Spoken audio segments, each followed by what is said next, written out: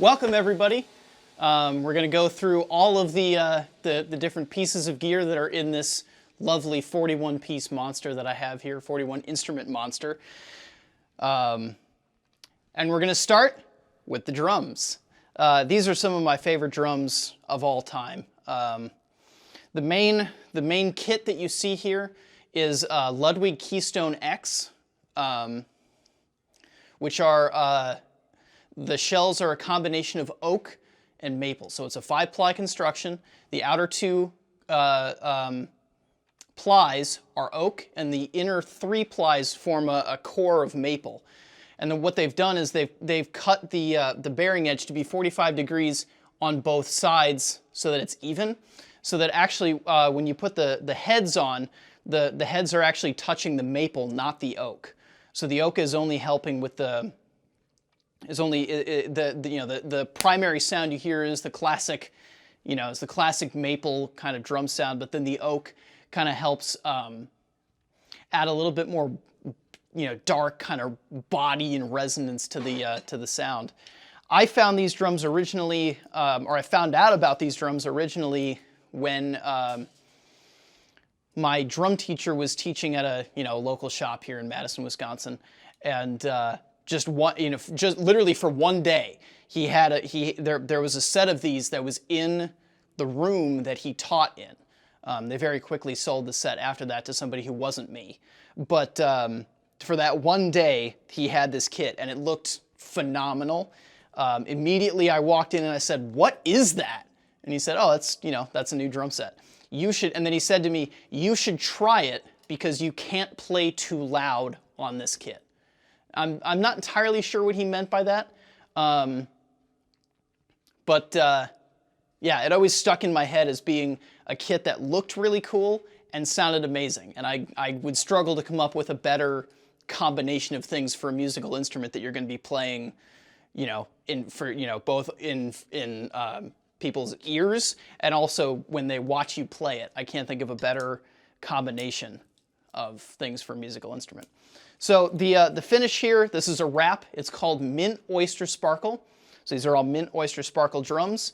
It's actually 2 drum sets put together. The original one I bought was a 24x14 kick, this 13x9 inch rack tom, a 16x16 floor tom, and an 18x16 floor tom. That was the original kit that I bought.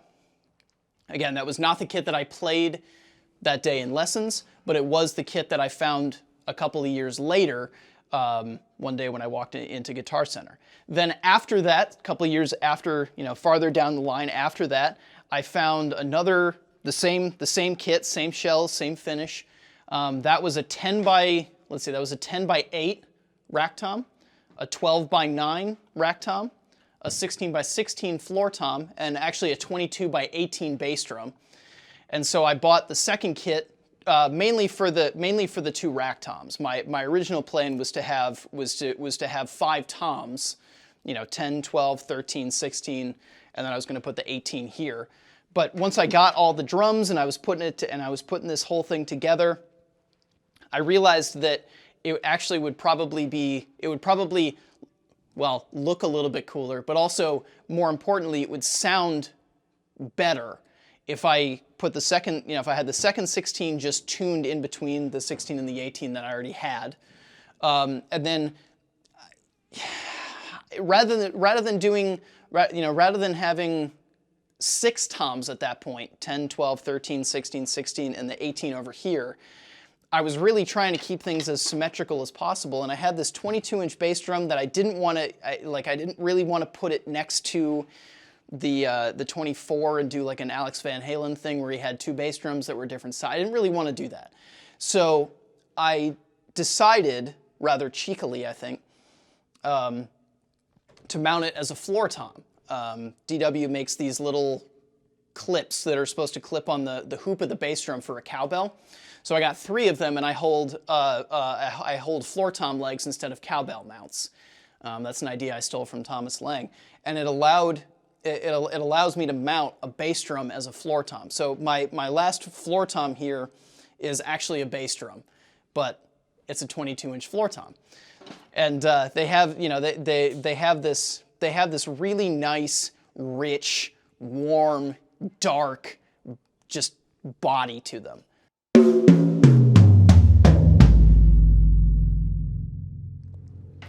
And I love the spread of sounds I can get. Now the snare drum is not a match to the kit, obviously visually, but also shell-wise. This is a classic maple 14 by 6.5 Ludwig snare drum.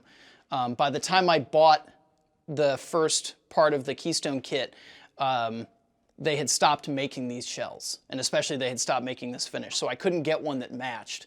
So I found, I found one that was as close a green as I could find to the Mint Oyster Sparkle, and it just turned out to be a classic maple 14 by 6.5 green sparkle snare drum. Now the classic maples are they're only maple. I forget how many plies they are. They're also 45-degree cut, but it's not an even 45 degrees like on the Keystone X. It's the top of the actual bearing edge where the head sits is much closer to the outside of the shell than it is to the inside. And they say they say that improves sustain and presence in the mix. And I will say that this snare drum, it has a lot of presence in a mix, especially the rim shot. The rim shot on this thing, I mean, takes your head off. But I love this. I love this snare drum. It's one of the most sensitive snare drums I've played, and because it's made out of all maple, it just had no matter where you play it, it has this really nice warm type of a sound. But the thing that's really cool about it is, I mean, you can swell it. You know, if you're playing a buzz roll, or even if you're playing a double stroke roll. Or for that matter, a single stroke.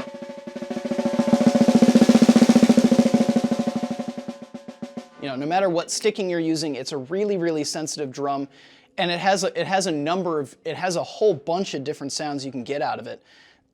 One of my, obviously the main one I use for backbeats is rim shots. But even if I don't play a rim shot, I can just play it right in the center of the head, and it actually gives it a noticeably lower pitch than you would expect out of this drum. Especially if I play with the butt of the stick.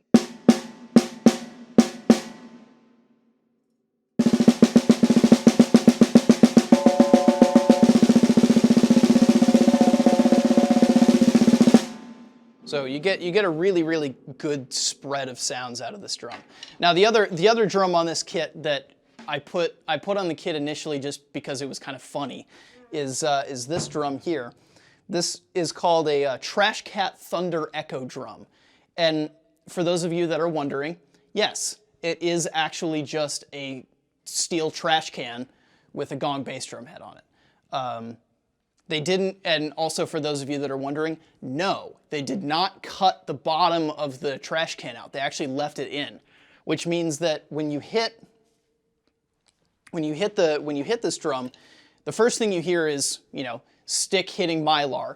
But the second thing you hear right after, then the second thing after that you hear is the sound of the steel of the shell.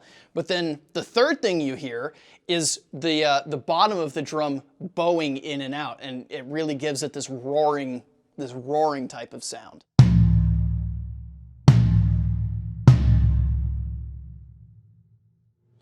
And it's such a cool sound. Just like the snare drum, you can actually almost get different pitches out of it depending on where on the head you play it. So if I play it in the middle,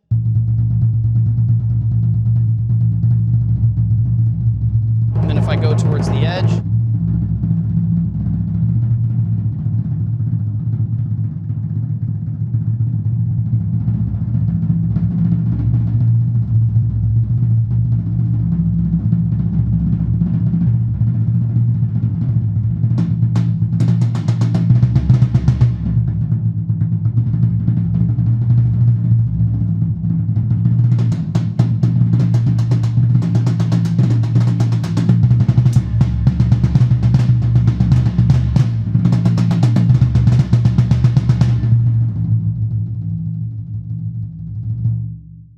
It's such a, I have so much fun playing that instrument. And especially putting it right next to the 22, if you play the two of them at the same time, you just get this sound that will announce itself, especially if you're listening to a system like a set of speakers that has a good subwoofer. Man, the amount of punch you get out of that combination of sounds, especially add the bass drum to that. Yeah, it's pretty hard to beat. So that's my drum set. That's my collection of drums that I have here, and it's a lot of fun. I would not trade these drums for anything.